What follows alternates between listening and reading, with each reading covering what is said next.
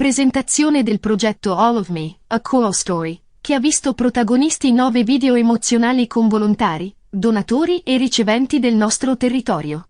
All'iniziativa hanno preso parte l'assessore regionale alla sanità Manuela Lanzarin, la presidente di Avis Veneto Vanda Pradal, la presidente della quinta commissione Sonia Brescacin e i partecipanti del progetto.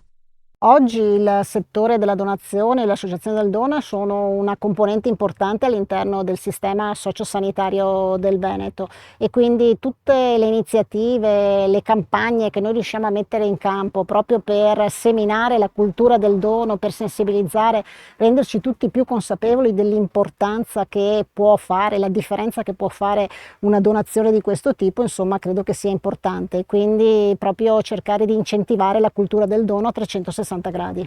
Il progetto All of Me è una cosa molto interessante perché vede coinvolte tante associazioni del dono. All'interno di questo progetto, che è finanziato dalla Regione Veneto, abbiamo visto diverse figure di donatori, di volontari, di riceventi, e questo è il bello di questo progetto. Mettendolo insieme, ognuno di loro ha espresso la loro esperienza all'interno di questo volontariato, ripeto, sia come ricevente che donatore o come semplice volontario. Alla fine sono risultati 9 video molto interessanti e molto partecipati. Devo dire che quelli che hanno partecipato sono diventati dei veri donatori, dei veri attori, nel senso vero della parola.